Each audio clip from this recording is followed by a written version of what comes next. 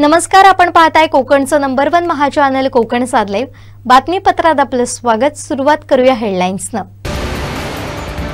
म्हैस आडवी आली, गाडीवरचा ताबा सुटला, युवकाचा जीव गेला।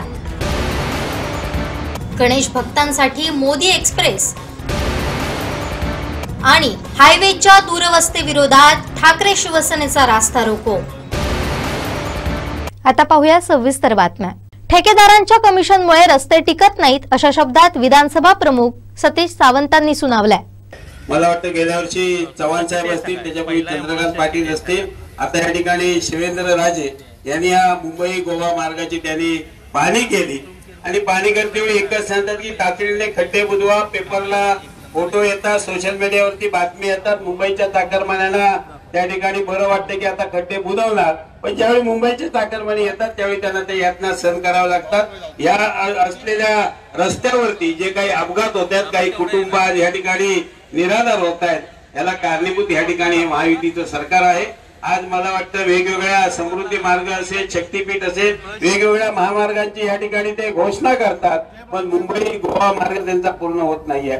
पंधूर राज्य मार्ग जे आहेत, कसाल मालवण असेल, पंधूर घोडगे असेल, वैभववाडी त्या ठिकाणी फोंडा असेल, फोंडा नांदगाव असेल, हे सगळे जिल्ह्यातले जे राज्यमार्ग आहेत, प्रमुख जिल्हा मार्ग जे आहेत, हे पूर्णपणे त्या ठिकाणी नादुरुस्त झालेले आहेत, खड्डे झालेले आहेत। काल सुद्धा वैभववाडीमध्ये आम्ही खड्ड्यांची त्या ठिकाणी पूजा करण्याची वेळ आमच्यावरती त्या ठिकाणी आली।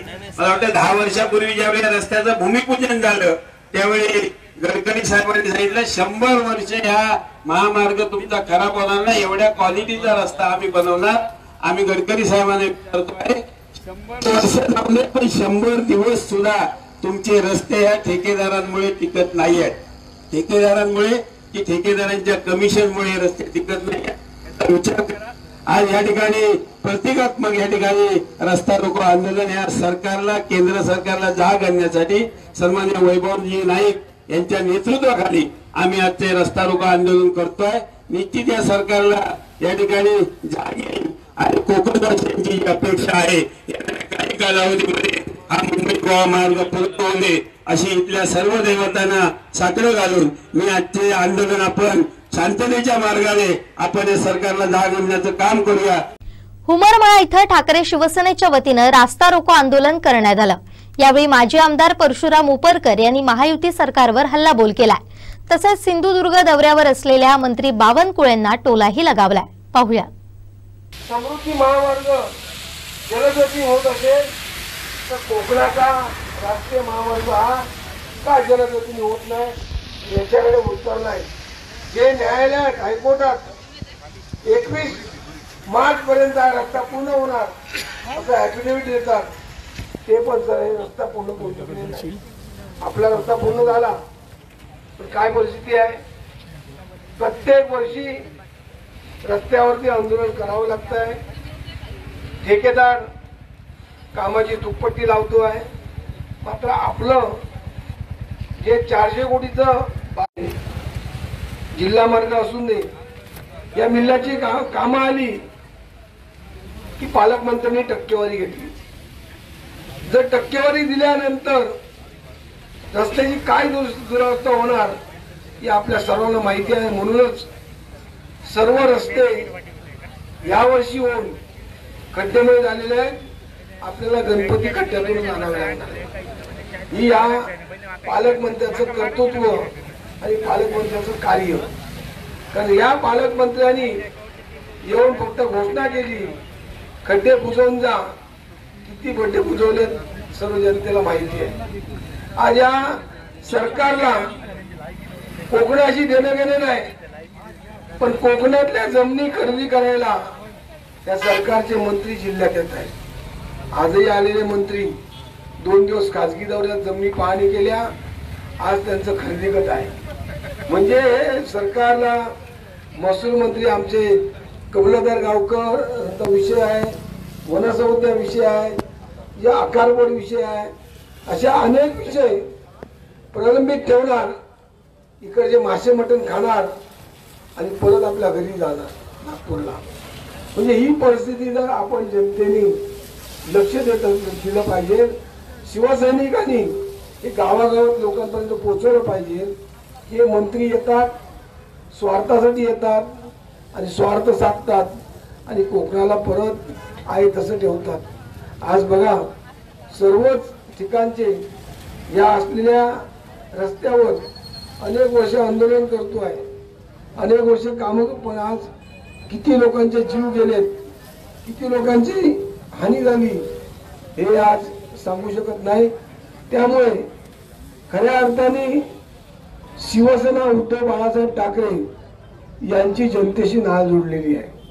आज कोणताही पक्ष दुसरा करणार नाही, सत्ताधारी तर लक्ष देणार नाही, पण शिवसेना उद्धव बाळासाहेब ठाकरे जे आज तुम्ही शिवसैनिक रस्त्यावर उतरलात आणि जिल्ह्यातल्या नागरिकांना न्याय देण्यासाठी जो प्रयत्न करतात, तो प्रयत्न इतर नागरिकांनी लक्ष घातलं पाहिजे. निवडणुकीतले 500 आणि 1000 रुपये येतात, ते फक्त तेवढ्या दिवसापुरते बोलतात. पण 5 वर्ष तुमच्या विकासासाठी, तुमच्या अन्यायासाठी, तुमच्यावर होणाऱ्या अन्यायासाठी शिवसेनाच रस्त्यावर उतरते. एवढं सर्वांनी ध्यानात घेण्याची गरज आहे. आणि तरच हे आंदोलन आज जरी हे शांततेत झालं असलं तरी भविष्यात उग्र आंदोलन केलं जाईल. आज आरो लाईनचे आज या ठिकाणी काही समाजाचे फक्त स्टॉल काढले जातात. आपल्याकडचा पण एक स्टॉल काढला गेला, बाकी यांचं काय? म्हणजे मंत्री किती जातन्य आहेत, जातीवादी आहेत ते आपण सर्वजण बघताय. नांदगावमध्ये पण तसंच करत होते, एका विशिष्ट समाजाचे स्टॉल काढायचे. मग आमची मागणी अशीच होती, आरो लाईनच्या बाहेरचे जर काढणार असाल तर सर्वांचे स्टॉल काढा, एका विशिष्ट समाजाचे आणि विशिष्ट लोकांचे काढू नका. आज कणकवलीच्या पुलाच्या खाली बाजारपेठ भरते, सुप्रीम कोर्टाचा न्यायालयाचा अवमान होत आहे, पण त्याच्याकडे शासनाचं लक्ष नाही. आज मंत्री आले, आता मंत्री जातील आणि बाकी काय आपल्याला मिळणार नाही. म्हणून जे शिवसेना उद्धव बाळासाहेब ठाकरे यांच्या वतीनं जिल्ह्याला न्याय मिळू शकेल, यांच्या वतीनंच न्याय दिला जाईल. आणि हे आंदोलन पुढच्या वेळी होईल, याहीपेक्षा उग्र होईल, हे पोलिसांनी लक्षात ठेवावं. कारण पोलिसांनी किती नोटीस आम्हाला दिल्या तरी आम्हाला केसेस घ्यायचे अनुभव आहेत आणि अनेक केसेस आम्ही घेतलेले आहेत. त्यामुळे यापुढे आंदोलन होईल ते उग्र आंदोलन होईल. प्रशासनाने जाग घ्यावी आणि प्रशासनाने याच्यावरती लक्ष द्यावं की आपल्या असलेल्या ठेकेदाराकडून योग्य पद्धतीने काम करून घ्यावं आणि तरच शिवसेना गप्प बसेल, नाहीतर गप्प बसणार नाही. मुंबई गोवा हायवे सुरळीत होत नाही तोपर्यंत ठाकरे शिवसेनेचा लढा सुरूच राहील. ही परिस्थिती सुधारली नाही तर ठाकरे शिवसेना हायवे बंद करेल, असा इशारा ठाकरे शिवसेना जिल्हा प्रमुख संदेश पारकर यांनी दिलाय. हायवे केवळ भ्रष्टाचारासाठी हवाय का, असा सवालही त्यांनी उपस्थित केलाय. हुमरमाळा इथं ठाकरे शिवसेनेच्या वतीनं रास्ता रोको आंदोलन करण्यात आलं, त्यावेळी ते बोलत होते. हा जो शिवसेनेचा जो बुलंद आवाज आहे, ही रस्त्यावर उतरलेली जी जनता आहे, ही सरकारला आमचा जाग आणण्याचा प्रयत्न आहे की आपण किती दिवस, किती वर्ष आपण आमच्या जिल्ह्यातल्या जनतेशी त्या ठिकाणी खेळणार आहात. किती लोक त्या ठिकाणी मृत्युमुखी पडले, किती अपघात या महामार्गावर झाले आणि सातत्यानं या सगळ्या जो खड्ड्यामय प्रकारचा जो प्रवास आहे, हा प्रवास सातत्यानं या जिल्ह्यातल्या जनतेला किंवा या वाहतूक करतायत त्या सगळ्यांना त्या ठिकाणी हा त्या ठिकाणी निर्माण होतो. आणि मग कोण याच्यामध्ये या मागे आहे? या सगळ्या भ्रष्टाचाराच्या मागे, या सगळ्या खराब रस्त्याच्या मागे, याच्या मागे नेमकं कोण आहे याचं उत्तर सुद्धा जिल्ह्यातल्या जनतेला त्या ठिकाणी मिळालं पाहिजे. आणि म्हणून मी वैभव नाईकांचं मनापासून त्या ठिकाणी कौतुक करतो, आभार मानतो की आपण हा एक आवाज या निमित्तानं जिल्ह्याच्या वतीनं, शिवसेनेच्या वतीनं हा या सरकारला आपण दिलेला आहे. एवढ्या मोठ्या संख्येनं या जिल्ह्यातली जनता या ठिकाणी उपस्थित आहे. आणि म्हणून जर त्या ठिकाणी हा रस्ता आपण पूर्ण करू शकत नसाल तर इथून ह्या रस्त्यावर त्या ठिकाणी वाहतूक होणार नाही. शिवसेना हा रस्ता आतापासून त्या ठिकाणी बंद करेल. कशासाठी? तुमच्या भ्रष्टाचारासाठी. किती आता हा लपेक यातना त्या ठिकाणी जनतेला सहन करावं लागतात. एका माणसाच्या अपघातामुळे कुटुंब बर्बाद होतं. कोण जबाबदार याला? एकीकडे तुम्ही भ्रष्टाचार करणार, एकीकडे तुम्ही पैसे खाणार आणि सातत्यानं केंद्र सरकारचे मंत्री असतील, राज्य सरकारचे मंत्री असतील, इथं पाणी दौऱ्याच्या निमित्ताने येतात आणि त्या ठिकाणी दरवेळी आश्वासन देतात की या चतुर्थीला आपण रस्ता पूर्ण करतोय, या दिवाळीला रस्ता पूर्ण करतोय, पण त्या ठिकाणी आजही रस्ता पूर्ण झालेला नाही. म्हणून खऱ्या अर्थानं जनतेचा उद्रेक आहे. शिवसेनेचा हे अशा प्रकारचं आंदोलन आहे आणि आम्ही सरकारला या निमित्तानं सांगतो की जोपर्यंत आपण हा रस्ता सुस्थितीमध्ये निर्माण करत नाही, या रस्त्यामधले खड्डे पूर्णतः संपवत नाही आणि चांगल्या प्रकारची सेवा देत नाही, तोपर्यंत हा लढा आमचा शिवसेनेच्या माध्यमातून वैभव नाईकांच्या नेतृत्वाच्या खाली या जिल्ह्यामध्ये चालू आहे. आणि म्हणून मी या ठिकाणी आंदोलन केलं. कुठे आहेत अधिकारी? या खात्याचे अधिकारी शिवसेनेने त्यांना निवेदन दिलेलं होतं. वैभव नाईकांनी सांगितलेलं होतं आम्ही रास्ता रोको करणार आहोत. का नाही आले अधिकारी? त्यांची जबाबदारी होती. त्यांनी या ठिकाणी आता आले पाहिजे. आमच्या शिष्टमंडळाशी वैभव नाईकांची चर्चा केली पाहिजे आणि कशा पद्धतीनं आपण आतापर्यंत याच्यावर खर्च केला, कोणी किती रुपये याच्यामध्ये खाल्ले, काय या रस्त्याची दुरवस्था झाली, याच्याबाबतचा निर्णय आम्हाला मिळाला पाहिजे आणि जो कोण जबाबदार आहे त्याच्यावर त्या ठिकाणी कठोरात कठोर कारवाई झाली पाहिजे शिवसेनेची मागणी आहे. आमच्या जिल्हावासियांचे बळी घ्यायला अशा प्रकारचे रस्ते आम्ही त्या ठिकाणी सहन करणार नाही आणि म्हणून आमची भूमिका आहे. आणि म्हणून मी पोलीस प्रशासनाला पण सांगतो की ही वेळ आमच्यावर का आली, ही वेळ जिल्हावासीवर का आली, अशा प्रकारचं आंदोलन का करावं लागलं, गेली 10 वर्ष झाली.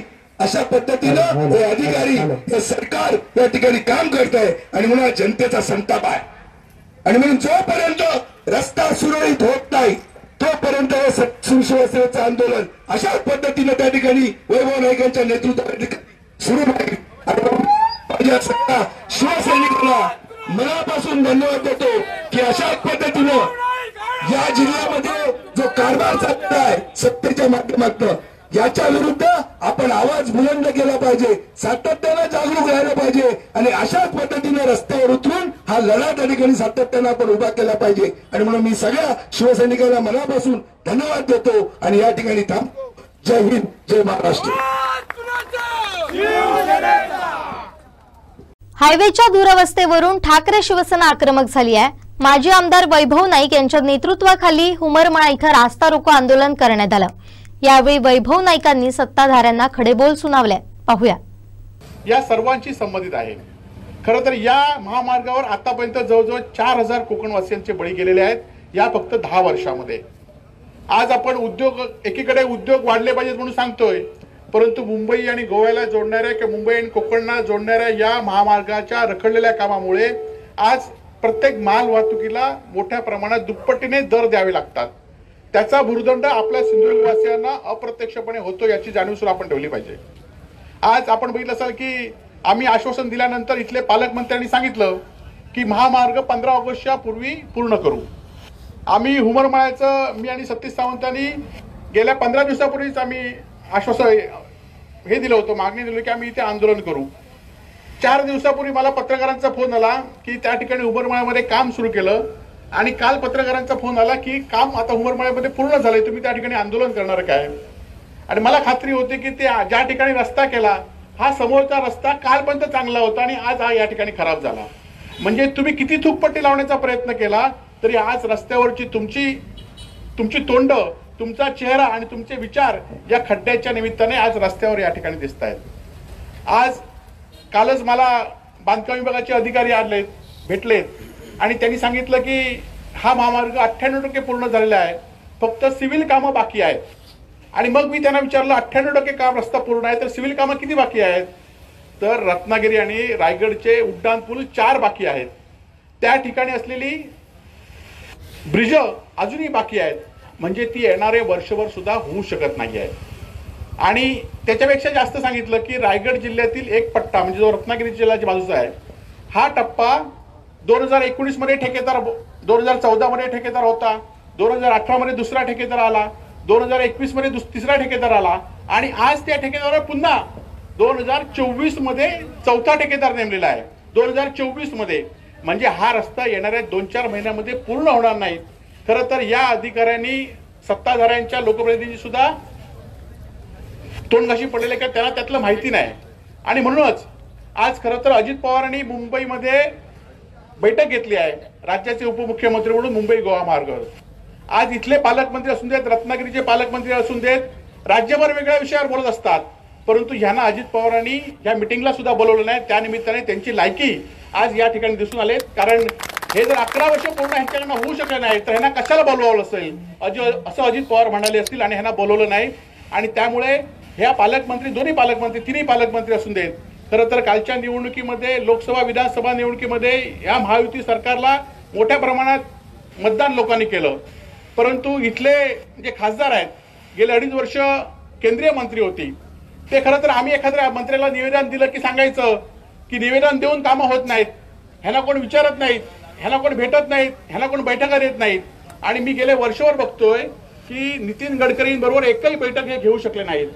कुठल्या तरी मंत्र्याला एक निवेदन द्यायचं आणि मुंबई गोवा मार्ग पूर्ण करण्यासाठी त्यांना निवेदन द्यायचं. आम्ही दिलं ते निवेदन त्यावेळी चालत होतं. आणि तुम्ही आता काय करताय, तुमची राज्याच्या देशाच्या राजकारणात तुमची ऐपत काय, हे या निवेदनावरून, या महामार्गावरून दिसून येत आहे. आज जास्त राजकीय बोलणार नाही, परंतु लोकांनी, सिंधुदुर्गवासियांनी, कोकणवासियांनी, ही आज सुरुवात सिंधुदुर्गवासियांची आहे. उद्धवजींच्या नेतृत्वाखाली आज या कोकणामध्ये सुद्धा याच्या स्वरूपात तीव्र असं आंदोलन यापुढे करू. कारण हा रस्ता नुसता एकट्या सिंधुदुर्ग जिल्ह्याचा विषय नाही, तर येणाऱ्या पर्यटनाला सगळ्यांचाच विषय या ठिकाणी आहे. आज ROW कडे तर काही लोकांनी कोट्यावधी रुपये घेतलेत, परंतु त्यांची बांधकामं काढली नाहीयेत. परंतु जे सर्वसामान्य स्टॉलधारक आहेत, त्यांना हायवेचे अधिकारी काही ठिकाणी हप्ते घेतात, काही ठिकाणी राजकीय हस्तक्षेप होतो आणि त्यामुळे हे अजून या ठिकाणी ही ROWचे काही लोकांना त्रास देत आहेत.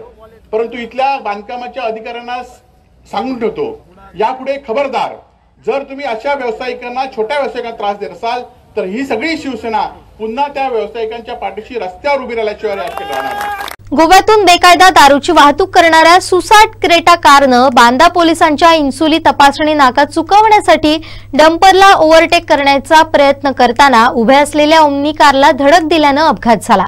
त्यामुळे पोलिसांना चुकून गाडी नेताना आयताच पोलिसांच्या ताब्यात सापडला. दरम्यान या क्रेटामध्ये लाखोंची दारू असल्याचं दिसून आलं.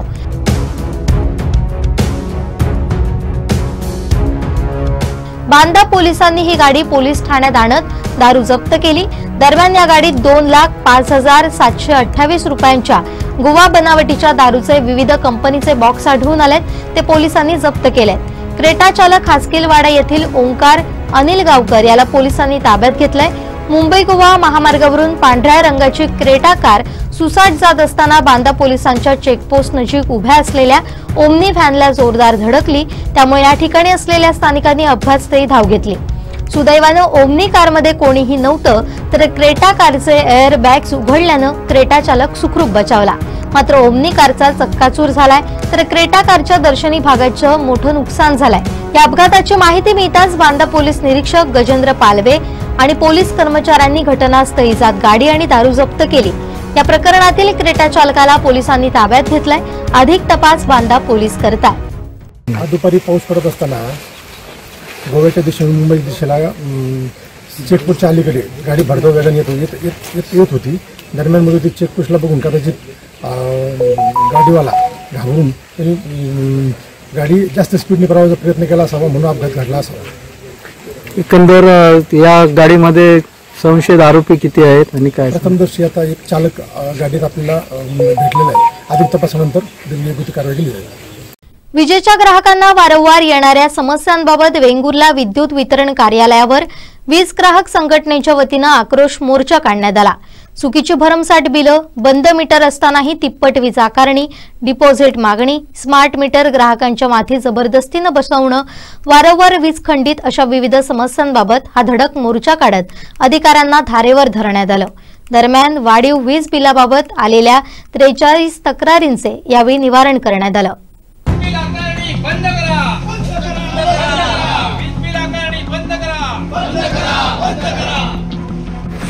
वेळोवेळी आम्ही जिल्ह्यापर्यंत पोहोचलो, त्याची सगळं याच्यावरती चर्चा झाली.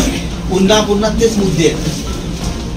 तर त्याच्यामुळे आमचं आज वेंगुर्ला तालुक्यात म्हणजे आता वेंगुर्ला तालुका विकास संघटना आहे, संघटनेच्या माध्यमातून इथेही बऱ्याच वेळा चर्चा झाली, तर बऱ्याच वेळा निवेदनं दिली, पण अजूनपर्यंत म्हणजे ज्या जिल्ह्याला जी आम्ही निवेदनं दिली त्यांची अजूनपर्यंत आम्हाला लेखी उत्तर नसते. मला वनमोरे साहेबांनी राग साहेबांनी या ठिकाणी तुम्ही बोलवाच तर त्याशिवाय आणणार नाही, ठोस आश्वासन मिळालं पाहिजे. हे मला लेखी आश्वासन मिळालं, त्याचा काही उपयोग झालेला नाही. जो अन्याय वीज ग्राहकांवरती होते तो चालूच आहे, वीज खंडित होणे प्रकार चालूच आहे. अनेक ठिकाणी जबरदस्तीने स्मार्ट मीटर बसवले जातात. स्मार्ट मीटरचे परिणाम आणि त्याचं पूर्णपणे आम्ही म्हणजे 2 मीटर कारण बसवून पण त्याचं आम्ही सिरीजमध्ये बसून मीटरचं रिडिंग घेतल्यानंतर तो लबाड तुमचा स्मार्ट मीटर 16 युनिट दाखवतो आणि हा जो आमचा इलेक्ट्रॉनिक मीटर आहे तो 8 रिडिंग दाखवतो. म्हणजे हा स्मार्ट मीटर तुमचा लबाड आहे, लोकांना फसवतो, लोकांना लुबाडतो. हे ठाम मत अगदी आमचं वीज ग्राहक संघटनेचं हे सगळे लोक जमले त्यांचं पण आहे. ज्यांनी मीटर बसवले त्यांना ह्याचे दुष्परिणाम आज भोगावे लागत आहे. तर हे सगळे विषय असताना याच्यामध्ये आम्ही आज तुमच्याकडे महत्वाचे विषय याच्यामध्ये वीज ग्राहकांकडना सध्या जे डिपॉझिट भरून घेतात 2 महिने लोक थकीत आहेत. लोकांना काय वाटलं, गेल्या महिन्याचं आम्ही एक मागणी केली होती, वनमोरे साहेब होते त्या तहसीलदाराकडे, त्याच्यामध्ये 2 मागण्या केल्या होत्या. 2 मागण्यापैकी काही अधिकाऱ्यांनी काम केलं नाही, ते दुर्लक्ष केलं. लोकांना वीज पुरवठा झाला नाही. मे पासून जो पाऊस चालू झाला तिथपासूनची लाईट नव्हती, ती अगदी जुलैपर्यंत म्हणजे अगदी जुलैपर्यंत नाहीच आहे म्हटलं तरी चालेल. जुलैपर्यंत तुम्हाला सगळ्या सुरळीत लाईट मिळते का कुणाला? आता ऑगस्ट साहेब लागला, मग ही भरमसाठ बिलं आली कशी? कुठून हे लोकांना हे आले रिडिंग झाली का? म्हणजे बऱ्याच ठिकाणी मीटर जळलेले असतानाही तुम्ही लोकांनी बिलं भरली नाही. लोकांना वाटलं आपलं बिल 300-400 रुपये येईल, हे काहीतरी सामाजिक तुमचे उपवर्ती जे कर आहेत ते लोकांना भरावे लागतील. यापेक्षा लोकांनी बिलं भरली नाही. बिलं भरल्या नसल्यानंतर काही तुम्ही मोठे व्यापारी दुकानदार हॉटेल आहेत आणि गरीब जो कोण घरात ज्याचं बिल युनिट 700 ते 800 रुपये लाईटचं बिल येतं, इथले बरेच तुम्हाला बरेच लोक जमलेत ना, त्यांचं कुणाचाही 1000च्या पुढे जात नाही. कारण आपला कोकण माणूस असा आहे ना की तो घरात जेवढी लाईट पाहिजे खोलीत घरात तेवढी लाईट चालू केली परत तो बाहेर आला जाताना त्यांनी बंद केली. मीटर असं अशा प्रकारचं बिल येतंय. आणि कालच्या याच्यामध्ये आम्हाला अपेक्षित असं होतं तुम्ही इंधन समायोजन काय कर वाहन कर स्थिर आकार हे जे काय ना हे काल कमी झाले पाहिजे होते साहेब जूनमध्ये, तर तुम्ही तसेच लागले. तुम्ही म्हणता तुमच्या कॉम्प्युटर सिस्टीम तुम्ही सिस्टीम जी काय असेल ना आम्हाला त्याचं देणं घेणं काही नाही, हा ग्राहकाला देणं घेणं काही नाही. तुमचं जे काय असेल ना आम्ही म्हणतोय आमच्या मागण्याप्रमाणे आम्ही 700-800 रुपये बिल भरवतो आणि तेवढा भरायला तयार आहोत. वर्ष म्हणजे सतत वर्षभर भरतोय. एक कुठचा तरी गणपती सण येणार किंवा मे मध्ये कोण पै पाहुणे आले काकरवाणी आले तर तेव्हा कुठेतरी लाईट वाढलं. तर बाकी ह्याच्यामध्ये कुठे गणपती सीझन आहे, गणेशोत्सव आहे, त्यामध्ये लाईट वापरतात, डेकोरेशन करतात आणि आवडीने कर्ज काढून दागदागिने घाण ठेवून कुणाकडून उसने पैसे व्याजी पैसे घेऊन आपला इकडचा कोकणी माणूस गणेशोत्सव साजरा करतो. तेव्हा दिले तर आम्ही मान्य करतो. पण आजच्या परिस्थितीमध्ये काल अगदी म्हणजे तुम्ही आम्हाला शॉक दिलाय असा की तुम्ही त्या लोकांना एवढी भरमसाठ बिलं काढून दिली. कालच उदाहरण बघितलं 7-8 हजार रुपये ते काल आले होते, 7-8 हजार बिल आलं. मीटर ना दुरुस्त तुम्ही आता बिलं भरा. हा सगळ्यात पहिला भोंगळ कारभार थांबला पाहिजे. त्याच्यानंतर जे मीटर फॉल्टी आहेत, ज्या ग्राहकांचे मीटर फॉल्टी आहे काय त्या ग्राहकांचं मीटर बिल दुरुस्त व्हायला पाहिजे. ही सगळी तुमची नाही फक्त बिल दुरुस्त व्हायला पाहिजे. कुठल्या आधारे बिल दुरुस्त करायचं? ज्या ग्राहकांची मीटर फॉल्टी तिथं दुसरा एक तर मीटर बसवायला पाहिजे आपल्याला. काय मीटर बसवायचं म्हटलं तर आपल्याला दोन्ही मीटर बसवून चालत नाही आहे. मीटर फॉल्टी असेल तर आपल्याला जी पॉलिसी आहे शासनाची त्या शासनाच्या पॉलिसीप्रमाणे आपल्याला ही एजन्सी आहे ती अगदी एक एजन्सी आहे. ही मीटर आपलीच आहेत, महावितरणचीच मीटर आहेत, ती त्याच्यावर लिहिलेलं आहे. ती मीटर बसून त्या ग्राहकांचा आपल्याला वापर साधारण 4 दिवसाचा 8 दिवसाचा आपण वापर बघूया किती होते त्याचा. नाही ऐका फक्त त्या ग्राहकांचा वापर आपण चेक करूया आणि त्यानुसार आपण त्या ग्राहकांची बिलं दुरुस्त करूया आपण सगळी. आणि वाढीव बिलं वाटलं तर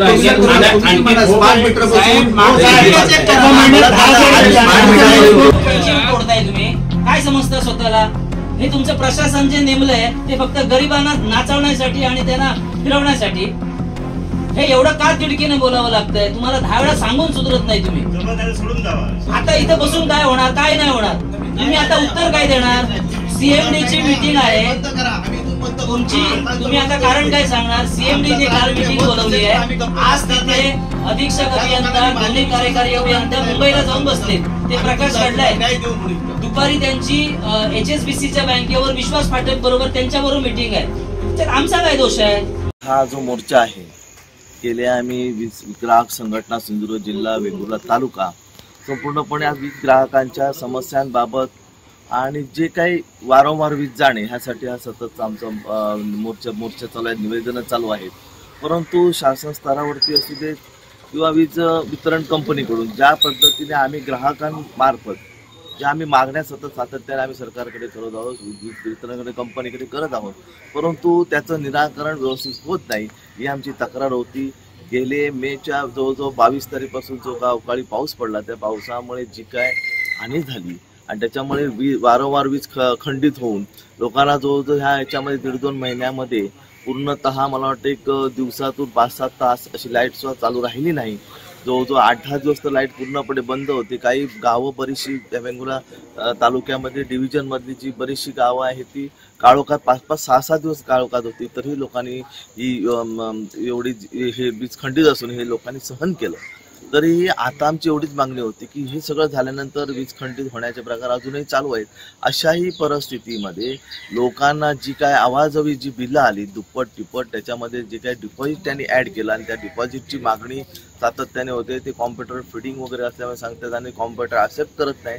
तुम्हाला बिलाबरोबर डिपॉझिट भरलं गेलं पाहिजे अशा प्रकारची काय सक्ती वीज वितरण कंपनीकडनं जी काय लादली गेली त्या विरोधात हा मोर्चा होता. ग्राहकांना बरेच मीटर, स्मार्ट मीटर बसवण्यासाठी असेल काय असेल माहीत नाही, परंतु हे जे काही लोकांचे इलेक्ट्रॉनिक्स मीटर जे ग्राहकांचे आहेत ते बऱ्याचशा अंशी बंद आहेत. संपूर्ण जिल्ह्यामध्ये असेल तालुक्यामध्ये आमच्या अंदाजाप्रमाणे वीज ग्राहक संघटनेच्या अंदाजाप्रमाणे आमची आकडेवारी किमान 3-4 हजाराच्या बाहेर आहे. 3-4 हजार ही वीज वितरण कंपनीची आहे, परंतु आमचा अंदाज आहे की 6 ते 7 हजार वीज ग्राहकांना हे त्या ठिकाणी कोणते मोजमाप न होता त्या ठिकाणी बंद मीटर असतानाही त्या ठिकाणी जी भरमसाठ वीज बिलं अंदाजे पाठवले ती चुकीच्या पद्धतीने अन्यायकारक आहे अशी आमचा त्याच्यामध्ये तो एक मुद्दा होता. त्यानंतर अदानीच्या मीटरसाठी वीज ग्राहक संघटनेचा विरोध असून तो विरोध कायम राहील आणि त्याच्यासाठी आजचा मोर्चाचं आयोजन केलं होतं. आणि आजच्या मोर्चामध्ये एवढा पाऊस असूनही 200-300 लोक आज या ठिकाणी आले होते, सहभागी झाले होते. आणि ज्यांच्या ज्या काही त्रुटी आहेत त्यांनी या ठिकाणी लोकांसमोर मांडल्या. त्याच्यामध्ये आज एक निवेदन देण्यात आलं. निवेदनामध्ये आम्ही जवळजवळ हे वीज वितरण जे स्मार्ट मीटर नको तसंच आम्हाला या ठिकाणी तुम्ही जे काही डिपॉझिट लादलंय ते तुमच्याकडनं आम्ही भरणार नाहीत. त्याच्यानंतर गेले 39,000 जवळजवळ ग्राहक आहेत या डिव्हिजनमध्ये येणार, त्याच्यापैकी जवळजवळ 8-10 हजार मीटर जे बंद आहेत ते मीटर सगळ्यात पहिलं ते जे मीटर बंद अवस्थेत आहे ते मीटर तुम्ही आम्हाला पूर्वीप्रमाणे जे जुने मीटर होते इलेक्ट्रॉनिक मीटर तसेच आम्हाला द्यावेत. आम्ही ही अदानीचे मीटर जे स्मार्ट मीटर आहेत ते आमच्या ग्राहकांवरची आम्ही सक्ती कधीही लादून घेणार नाही. याच्यासाठी आजचा आक्रोश मोर्चा होता. ज्याच्यामध्ये आज बरेच जण ह्याच्यावरती सगळेच जण हे झाले होते.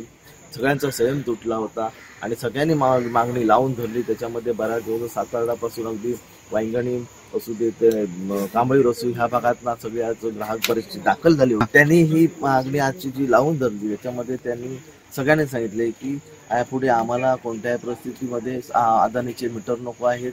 आमची जी काय वीज दुरुस्ती तुम्ही तातडी करून दिली पाहिजे, ती तुम्ही अंदाजेची काय आकारता ती आम्हाला मान्य नाही. त्याच्यामध्ये आज त्याबाबत आक्रमक झाल्यामुळे आज आम्हाला जवळजवळ 50-60 ग्राहकांपैकी आज त्यांनी 20 ते 25 ग्राहक 10 ते 15 ग्राहकांना आज त्या ठिकाणी त्यांचा न्यायनिवाडा झालेला आहे आणि बाकीचे आहेत त्यांचं त्या ठिकाणी न्यायनिवाडा होईल. परंतु आम्ही या ठिकाणी वीज ग्राहक संघटनेच्या लोकांना न्याय मिळवून देण्याचा प्रयत्न केलेला आहे आणि डिपॉझिटला विरोध सगळ्यांचा आहे प्रचंड. अदानीच्या मीटरला स्मार्ट मीटर जर नसतं अवेलेबल तुम्ही असले तरी आम्ही ते बसून घेणार नाही आणि तातडीने ग्राहकांना तुम्ही इलेक्ट्रिक मीटर तुम्ही बसून द्या आणि त्यांची जी काय जी आवाजवी बिलं काढते ती थांबली पाहिजे अशी याच्यामध्ये मागणी. आज वीज ग्राहक संघटना यांनी मोर्चा काढलेला होता महावितरण वेंगुर्ले कार्यालयावर. त्यांच्या प्रामुख्यानं अदानी आणि वाढीव बिल तसंच सप्लाय इंटरप्शन्स याबद्दलची त्यांची प्रमुख मागण्या होत्या की ज्या त्यांच्या सॉल्व्ह व्हायला पाहिजेत. तर त्यापैकी अदानीचा विषय आम्ही त्यांना सांगितला की तो आमच्या अखत्यारीतला विषय नाही, तो पॉलिसी मॅटर आहे. दुसऱ्या त्यांच्या त्या बिलाच्या ज्या तक्रारी आहेत तर त्यापैकी 43 ग्राहकांनी आमच्याकडे बिलं दिलेली आहेत. आज 43 पैकी आम्ही आज 15 ग्राहकांच्या तक्रारीचं निवारण जागेवर केलेलं आहे आणि उर्वरित ज्या ग्राहकांच्या बिलांच्या तक्रारी आहेत त्या आम्ही व्हेरीफाय करून त्यांचाही प्रॉब्लेम आम्ही सॉल्व्ह लवकरात लवकर करणार आहोत. जे बिलं आहेत ते मुख्यतः फॉल्टीचे ॲव्हरेज बिलं त्यांना गेलेले आहेत आणि फॉल्टीसाठी आपल्याला आता मीटर बदलायचे असतील तर ती अदानी म्हणजे अदानी एजन्सी आहे, तर त्यांनी ती बदलायची आहेत असं वरिष्ठ कार्यालयाचं सर्क्युलर आहे. आणि त्यात जे ॲव्हरेज आलेलं आहे ते ॲव्हरेज त्यांनी वाढीव आलेलं आहे, पण त्या याच्याबद्दल आपल्याला ह्या कार्यालयाला काही निर्णय घेता येत नाही आहे. ते सर्वस्वी पॉलिसी तो पण मॅटर आहे, तर ते पण त्यांना ग्राहकांना आम्ही त्यात काही सांगितलेलं आहे. तरी सुद्धा त्यातनं आम्ही काही ग्राहकांचा जागेवर SVR स्पॉट व्हेरिफिकेशन रिपोर्ट आम्ही करायला सांगितलेलं आहे आणि त्यानुसार शक्य झाल्यास तर आम्ही त्यांची बिलं दुरुस्त करून देणार आहोत. स्वातंत्र्य दिनाच्या पार्श्वभूमीवर वैभववाडीत भाजपच्या वतीनं शहरात भव्य तिरंगा रॅली काढण्यात आली. रॅलीत मोठ्या संख्येनं तालुकावासीय सहभागी झाले होते. ही रॅली भाजप कार्यालयापासून सुरू करण्यात आली.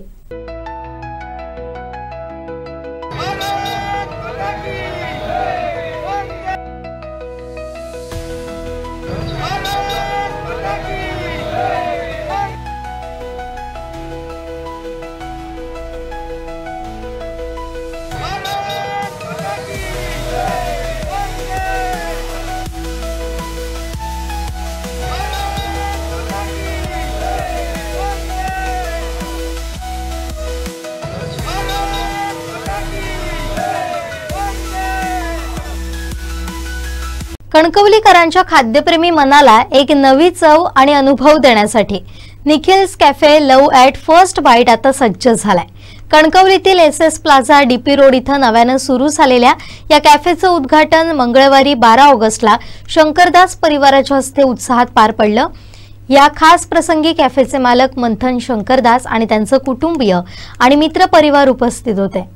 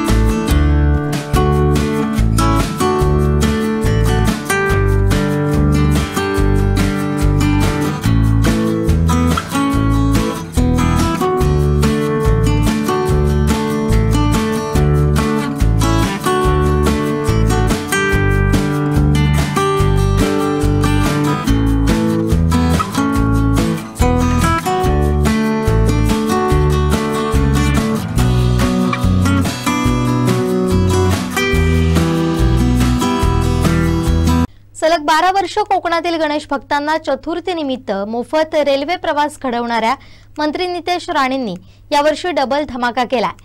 चतुर्थीनिमित्त 2 रेल्वे गाड्या मोदी एक्सप्रेस या नावानं त्यांच्या माध्यमातून सोडल्या जाणार आहेत. पाहूयात या खुशखबरीबाबत मंत्री नितेश राणे काय म्हणाले. नमस्कार. गणपती बाप्पा मोरया. गाववाल्यांनो, सालाबाद प्रमाणे याही वर्षी गणेश चतुर्थीच्यासाठी आपल्याला गावात जायचं आहे. दरवर्षी आपल्यासाठी आम्ही मोदी एक्सप्रेस सोडतो, पण ह्या वर्षी थोडा खास आहे. कारण का ह्या वर्षी कोकणवासियांनी भारतीय जनता पक्षाला आणि आम्हा राणे कुटुंबाला भरभरून दिलेला आहे. राणे साहेबांच्या रूपाने आपला हक्काचा खासदार निवडून दिला आणि तिसऱ्यांदा परत एकदा मला कणकवली देवगड वैभववाडीच्या जनतेने त्यांचा लोकप्रतिनिधी म्हणून निवडून दिला. आणि म्हणूनच ह्या वर्षी मोदी एक्सप्रेस एक नाही दोनदा धावणार आहे, म्हणजे डबल धमाका आहे. ऑगस्ट 23 आणि 24 तारखेला मोदी एक्सप्रेस आपण दोनदा सोडतोय. 23 तारखेला सकाळी 11 वाजता दादर रेल्वे स्टेशन प्लॅटफॉर्म क्रमांक 14 आणि 24 तारखेला 11 वाजता परत एकदा प्लॅटफॉर्म क्रमांक 14 आपली मोदी एक्सप्रेस तुम्हाला गावाकडे घेऊन जाणार आहे. चला मग दरवर्षीप्रमाणे प्रत्येकाने आपल्या तिकीट बुकिंगसाठी 17 आणि 18 ऑगस्टला भारतीय जनता पक्षाच्या तालुका अध्यक्षांना संपर्क करा. मग रत्नागिरी असो किंवा सिंधुदुर्ग असो, त्या तालुका अध्यक्षाला आपण संपर्क करा आणि आपलं तिकीट बुकिंग करून घ्या. ह्या आपल्या हक्काच्या मोदी एक्सप्रेसवर दरवर्षीप्रमाणेच जेवणाची आणि पाण्याची सोय आम्ही केलेली आहे. चला मग सर्वच माझ्या मुंबईत आणि आजूबाजूच्या परिसरात राहणाऱ्या चाकरमान्यांसाठी परत एकदा आपल्या हक्काची मोदी एक्सप्रेस आपल्याला गावाकडे घेऊन जाण्यासाठी सज्ज आहे. धन्यवाद. जय हिंद, जय महाराष्ट्र. विविध मागण्यांसाठी सिंधुदुर्ग वीज ग्राहक संघटना आता 15 ऑगस्टला उपोषण करणार आहे. वीज ग्राहकांच्या प्रश्नांकडे लक्ष वेधण्यासाठी हे उपोषण होणार असल्याची माहिती संघटनेनं दिली. नमस्कार, माझं नाव ॲडव्होकेट नंदन वेंगुर्लेकर, सिंधुदुर्ग जिल्हा वीज ग्राहक संघटनेचा जिल्हा समन्वयक म्हणून गेली 3 वर्ष आम्ही काम पाहतो. सिंधुदुर्ग जिल्हा वीज ग्राहक संघटना 3 वर्षापूर्वी सिंधुदुर्ग जिल्हा व्यापारी महासंघ आणि महाराष्ट्र राज्य वीज ग्राहक संघटना या दोन्ही पालक संस्थांच्या माध्यमातून सिंधुदुर्ग जिल्ह्यामध्ये सुरू झाले. गेल्या 3 वर्षामध्ये आम्ही सातत्याने महावितरण सिंधुदुर्गचे अधीक्षक अभियंता, कार्यकारी अभियंता, कणकवली डिव्हिजन, कुडाळ डिव्हिजन आणि त्यानंतर दोन्ही डिव्हिजनच्या माध्यमातून त्यांचे असलेले सब डिव्हिजन जिथे उपकार्यकारी अभियंता ही पोस्ट आहे आणि असे 10 उपकार्यकारी अभियंता आपल्या सिंधुदुर्ग जिल्ह्यामध्ये जवळपास 3,59,223 वीज ग्राहक आहेत आणि यापैकी अनेक वीज ग्राहक म्हणजे त्यातील अगदी म्हणता येईल की 75% वीज ग्राहक हे ग्रामीण भागामध्ये आहे. फक्त 25% वीज ग्राहक हे शहरी भागामध्ये येतात. जर मागच्या 40-50 वर्षाचा विचार केला तर ज्यावेळेपासून महावितरणच्या माध्यमातून सिंधुदुर्ग जिल्ह्यामध्ये वीज पुरवठा सुरू आहे, आमच्या जिल्ह्याची भौगोलिक परिस्थिती पाहता जवळपास 70% भाग हा ग्रामीण भागामधून डोंगर दऱ्या आणि कपारीमधून येतो. तिथून त्याची 33 kV 11 kV ही लाईन त्या जंगलामधून बाहेर पडलेली आहे जी गावामध्ये आणि शहरापर्यंत पोहोचते. सिंधुदुर्ग जिल्ह्यामध्ये त्यांच्या रेकॉर्डनुसार 40 पेक्षा जास्त सबस्टेशन आहेत, पण प्रत्यक्षात आमच्या सिंधुदुर्ग जिल्ह्याला साधारण 70-72 पेक्षा जास्त सबस्टेशनची गरज आहे. सध्या जो वीज पुरवठा आमच्याकडे चालू आहे तो खारेपाटणच्या माध्यमातून आपल्या सिंधुदुर्ग जिल्ह्याला संपूर्ण पुरवठा वितरित केला जातो, त्याचं डिस्ट्रीब्युशन होतं. पण त्यामध्ये असंख्य अडचणी आहेत. बऱ्याच लाईन, त्याचे पोल, ट्रान्सफॉर्मर, त्यांचे फीडर, सबस्टेशन हे जंगलामध्ये असल्यामुळे सध्या गेली 5-6 वर्ष स्थानिक वीज ग्राहकांची अशी मागणी आहे की जास्तीत जास्त लाईन ह्या भूमिगत वाहिन्यांच्या माध्यमातून ही पोचली पाहिजे.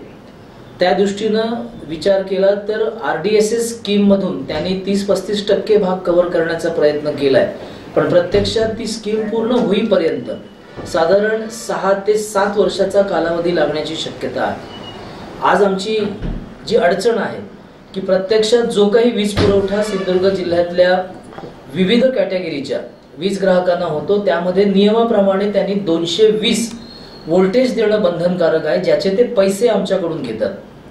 वीज नियामक आयोगाने जे काही नियम, अटी, निकष जे काही त्यांना कायदेशीर सूचना केलेल्या आहेत त्याचं उल्लंघन महावितरण सिंधुदुर्ग करत आहे असं आम्ही जिल्हा वीज ग्राहक संघटनेच्या माध्यमातून जबाबदारीने आम्ही इथं व्यक्त करतोय। ग्राहकांना जी चांगली सेवा, अखंडित सुरळीत वीज पुरवठा जो त्यांनी दिला पाहिजे तो प्रत्यक्षात दिला जात नाहीये। आत्ताच 19-20 मेला ज्या वेळेला वादळ सदृश्य परिस्थिती आली, 1-2 दिवसामध्ये जो छोटा पाऊस पडला, तर त्यामध्ये सावंतवाडी सारख्या ठिकाणी सुद्धा, अगदी शहरात सुद्धा तब्बल 6 दिवस संपूर्ण शहर हे काळोखामध्ये होतं। ग्रामीण भाग तर 12 ते 13 दिवस हा सावंतवाडी तालुक्यातला होता। त्याही पेक्षा वाईट परिस्थिती आमचा वेंगुर्ला आणि दोडामार्ग, जे जवळपास 15 दिवसापेक्षा जास्त अशी काही गाव आहेत, आमच्या शहरातला काही भाग आहे जो काळोखात होता। म्हणजे छोटासा पाऊस पडला, छोटं वादळ झालं आणि यांची यंत्रणा पूर्णपणे कोलमडून गेली। ह्याला नक्की कारण काय, जबाबदार कोण होतं?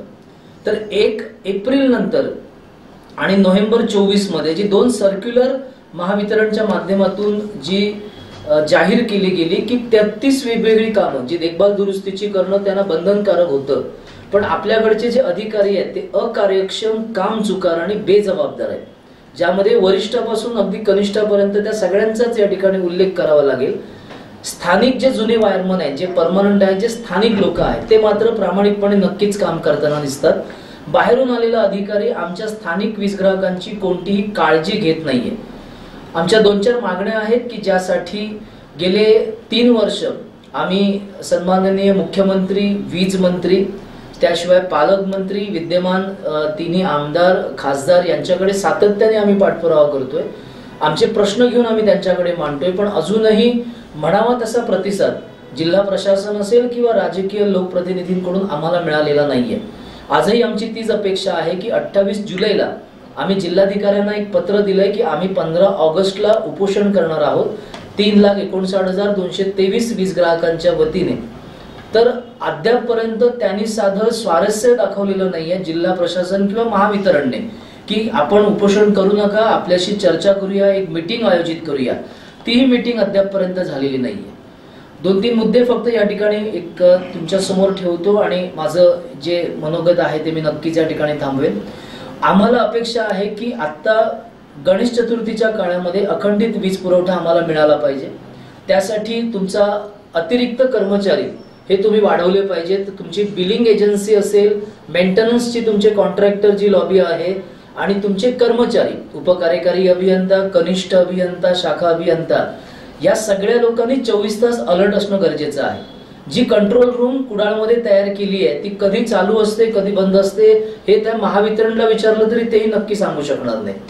जो त्यांचा 78 75 76 50 19 हा जो मोबाईल नंबर दिलाय तो बऱ्याच वेळेला उचलला जात नाहीये। अनेक एमएससीबीचे अधिकारी सुद्धा स्वतः फोन उचलत नाहीत। लाईनमन, वायरमन यांच्याबद्दलही प्रचंड तक्रारी आहेत। प्रत्यक्ष कार्यालयात गेल्यानंतर कोणीही अधिकारी कर्मचारी जाग्यावर मिळत नाहीयेत। बेसिक गरज तीच आहे।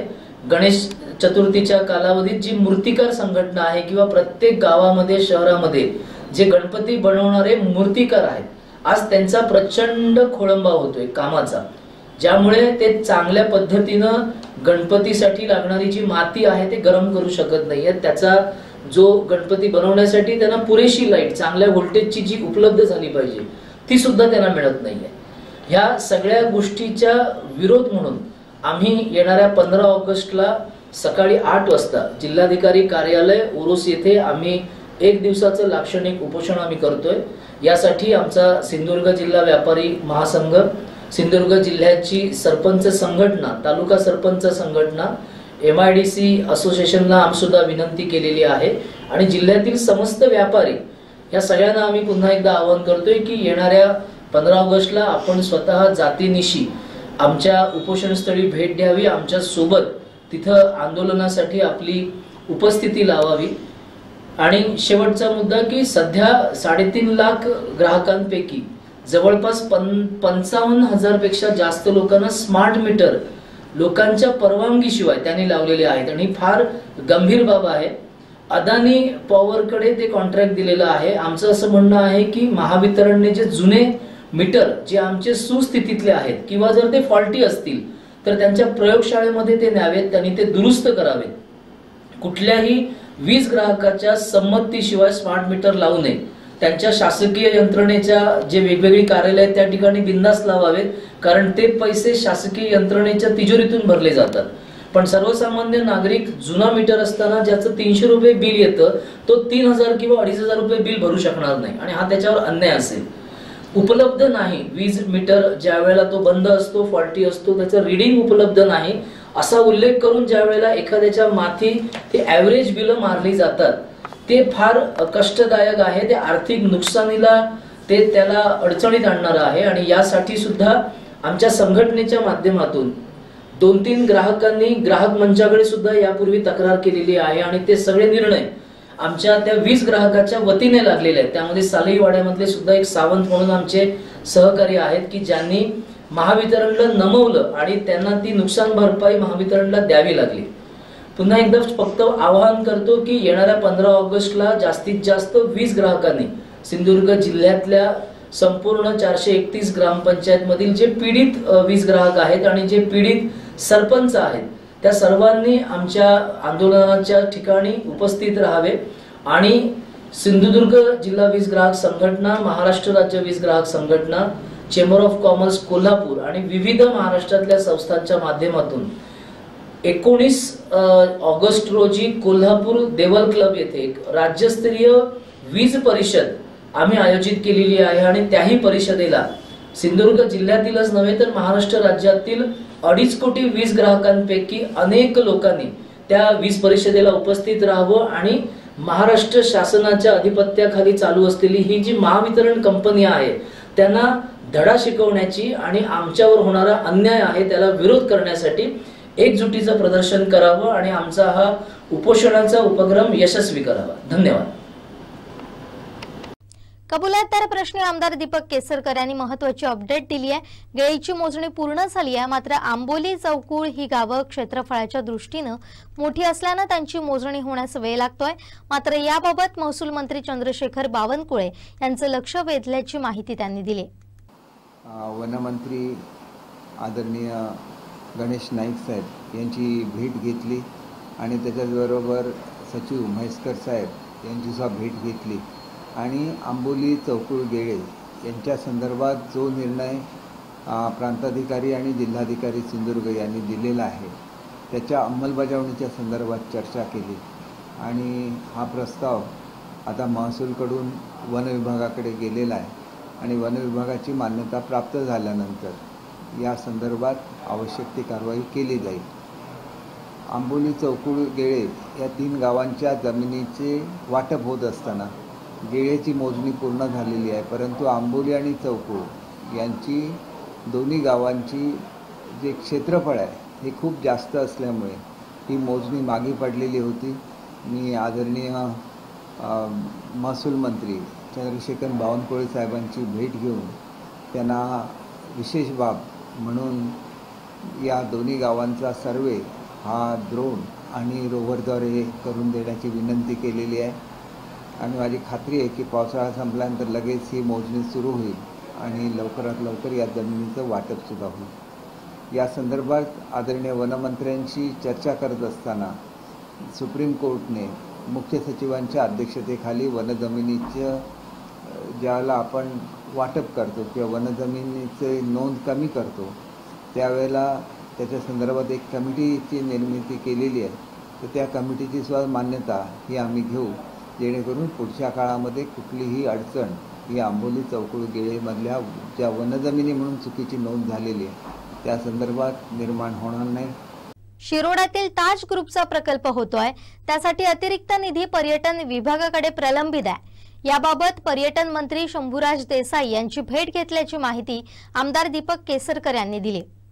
त्याचबरोबर ताज ग्रुपच्या शिरोडा येथील प्रकल्पासाठी जे कॉम्पन्सेशन किंवा अतिरिक्त निधी देण्याचं ताज ग्रुपने कबूल केलं आहे त्याला शासनाची मान्यता पाहिजे. या संदर्भातलं जे प्रकरण होतं हे पर्यटन खात्याकडे प्रलंबित होतं. या संदर्भात मी शंभूराज देसाई साहेबांची भेट घेतली मुंबईला आणि या संदर्भात त्यांनी मंगळवारी मीटिंगचं आयोजन केलेलं आहे आणि त्याच्यामुळे एकदा शासनाची मान्यता मिळाली की हा निधीसुद्धा शेतकऱ्यांना वाटण्याचा मार्ग हा मोकळा होईल. आणि त्याचबरोबर वेंगुर्ला इथं जो फिशिंग विलेज हा प्रकल्प होतो आहे त्याच्या संदर्भातले महाराष्ट्र शासनाची मान्यता मिळालेली आहे जमीन खरेदीसाठी. आता हा प्रस्ताव दिल्लीला जाणं आवश्यक आहे. या संदर्भात मी सदर खात्याचे सचिव आदरणीय रामस्वामी साहेबांची भेट घेतली आणि त्यांनी हा प्रस्ताव तातडीने दिल्लीला पाठवण्याचं मान्य केलेलं आहे. धन्यवाद. दोडामार्ग बांधा मार्गालगत महाराष्ट्र जीवन प्राधिकरण कंपनीनं पाण्याचे पाईप खोदाई करून टाकले होते. त्यामुळे रस्त्याची साईडपट्टी पूर्णपणे उखडली. रस्त्याच्या साईडपट्टी व्यवस्थित करण्यासाठी संबंधित कंपनीनं पैसे सार्वजनिक बांधकाम विभागाकडे वर्ग केले. हे काम उन्हाळ्यात करणं गरजेचं होतं. मात्र बांधकाम विभाग आणि ठेकेदारानं तसं न करता भर पावसात हे काम सुरू केलं. याबाबत सार्वजनिक बांधकाम विभागाच्या कारभाराबाबत नाराजी व्यक्त करण्यात आली. कणेगावचे सरपंच अजित देसाई यांनी देखील नाराजी व्यक्त केली आहे. जेसीबीच्या सहाय्यानं खोदलेली साईडपट्टी तात्काळ खडी घालून बुजवावी अशी मागणी त्यांनी केली आहे. मी कळणे गावातून अजित मनोहर देसाई, सरपंच ग्रामपंचायत कळणे भिकेकोना.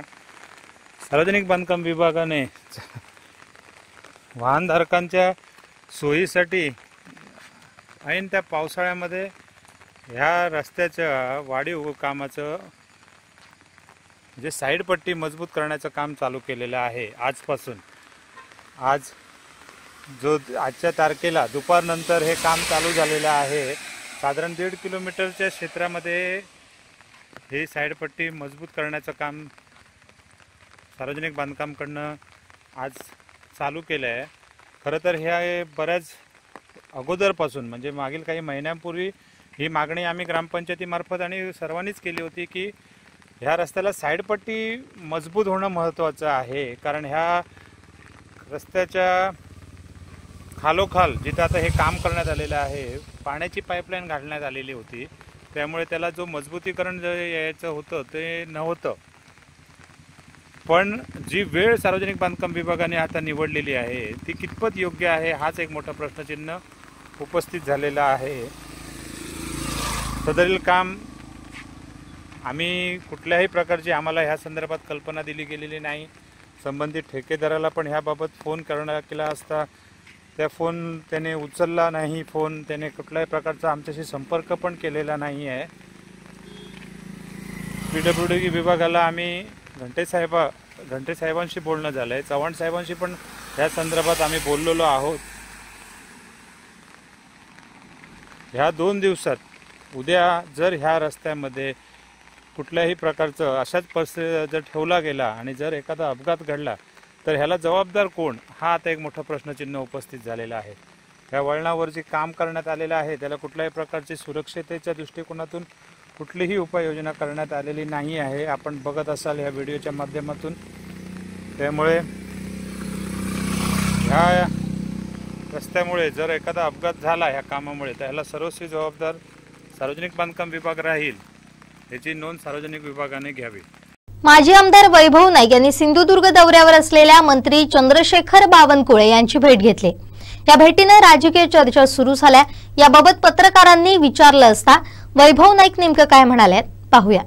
सिंधुदुर्ग जिल्ह्यामध्ये जे आज मुंबई गोवाचं हायवे हे सुरू होत आहे आणि सुदैवाने त्याचवेळी महसूल मंत्री आले होते आणि त्यांनी आम्हाला स्वतः मला उत्पन्न साहेबांना संदेश पारकर बाबुराव यांना बोलवलं आणि गडकरीची थेट चर्चा केली आणि या संदर्भात लवकरात लवकर बैठक घेऊन हा रस्ता सुस्थित करण्यासंदर्भात चांगली चर्चा बावनकुळे साहेबांनी गडकरी साहेबांची केली. आता गडकरी साहेब बावनकुळे साहेब ते प्रेसमध्ये सांगतील. आणि त्याचबरोबर सिंधुदुर्ग जिल्ह्यातील जे प्रश्न आहेत दोडामार्ग तहसीलदार असून दे जमीन माफिया असून दे हे प्रश्न त्यांच्याकडे सांगितले. त्याचबरोबर वाळूचा विषय सुद्धा त्यांना सांगितले आणि रस्त्यासंदर्भात बावनकुळे साहेब प्रेस राजकीय चर्चा झाली का? राजकीय चर्चा झाली का? आता हे राजकीय अधिकाऱ्यांचे मुंबई गोवा मार्ग गेली अनेक वर्ष रखडला आहे तर त्या संदर्भात तोडगा निघेल असं वाटतंय का तुम्हाला? निश्चितपणे आज आता गडकरी साहेबांशी बोलले बावनकुळे साहेब त्या संदर्भात घोषणा. तुम्ही समाधानी आहात का? चर्चा आम्ही आमचं आंदोलन चालू राहणार आहे. रस्ता नाही झालं तर आंदोलन चालूच राहणार. हायवेवर रोज बळी जातात मात्र मंत्र्यांना त्याचं सोयर सुतक नाही. तर दुसरीकडे महसूल मंत्री सिंधुदुर्गात खरेदी खतासाठी येतात असा आरोप जिल्हा प्रमुख बाबूराव धुरी यांनी केलाय. हुमरमाळा इथं ठाकरे शिवसेनेच्या वतीनं रस्ता रोको आंदोलन करण्यात आलं. त्यावेळी ते बोलत होते. अनेकांचे कुंकू फुसले गेले, अनेकांची छोटी मुलं दगावली गेली, अनेकांचे संसार उद्ध्वस्त केले गेले. मात्र ह्या सरकारला अजिबात या ठिकाणी सोयीसुद्धा राहिलेलं नाही. खरं तर उद्या तोंडावरती गणपतीसारखा उत्सव या ठिकाणी होत आहे. कोकणामध्ये फार मोठ्या प्रमाणामध्ये उत्सव साजरा होत असताना खरं तर ह्या महामार्गाची डागडुजी करणं गरजेचं होतं. मात्र येत्या 10 दिवसावर तर गणपतीचा उत्सव येऊन टेकला असताना सुद्धा ह्या मंत्र्यांना ह्याचं काही सोय सुद्धा नाही. मात्र सिंधुदुर्ग जिल्ह्यामध्ये ह्या महाराष्ट्राचे महसूल मंत्री खरेदी खतासाठी येतात, ही अत्यंत दुर्दैवाची गोष्ट आहे. आणि असंच हे जर होत राहिलं तर फार मोठा अन्य अत्याचार ह्या सिंधुदुर्ग जिल्ह्यावरती होणार आहे. त्यामुळे साहेबांना आम्हाला स्पष्ट आदेश दिले, ज्या ठिकाणी अन्याय होत आहे त्या ठिकाणी चला, तुम्ही रस्ता रोका, जे काय होईल त्याच्यासाठी आम्ही समर्थ आहोत. खरं तर मी बघतो की मग या ठिकाणी समोर बरेचसे पोलीस बांधव वगैरे आहेत, त्यांचेही कुटुंब तेही स्वतः या महामार्गावरून प्रवास करत आहेत. पोलीस बांधवांना मी एवढं सांगू इच्छितो, तुमच्या लाठीवरती सरकारचा दबाव असेल तर त्याच पद्धतीनं लाठी परतून पाठवण्याची ताकद ह्या बाळासाहेबांच्या शिवसैनिकांमध्ये आहे. मात्र अशा प्रकारचा कुठेही अन्याय अत्याचार करण्याचा धाडस आपल्या माध्यमातून होऊ नये. हे जे रास्ता रोको आहे हे सनदशील मार्गाने आहे आणि जनतेसाठी आहे. मेंढ्याची पातळी ज्यांनी परिधान केलेली आहे त्याला जाग आणण्यासाठी हे आंदोलन आहे. ह्या ठिकाणची शांतता अबाधित ठेवण्यासाठी, शांतता उद्ध्वस्त करण्यासाठी नाही. डोळ्यात देखत 4 वर्षाच्या मुलाची आई ह्या ठिकाणी रस्त्यावरती पडून जर मरत असेल, एखाद्याच्या भगिनीचा जर कुंकू फुसला जात असेल, एखाद्याचा संसार जर उद्ध्वस्त जात असेल तर आम्ही शिवसैनिक गप्प असू शकत नाही. म्हणून ह्या ठिकाणी आम्हाला रास्ता रोको करावा लागत आहे. कुडाळ ते पाट गावाकडे जाणाऱ्या रस्त्यावर मंगळवारी रात्री 11 वाजण्याच्या सुमारास माड्याची वाडी करमळगाळू एसटी स्टॉप नजीक भीषण अपघात झाला. यात एका तरुणाचा जागीच मृत्यू झालाय.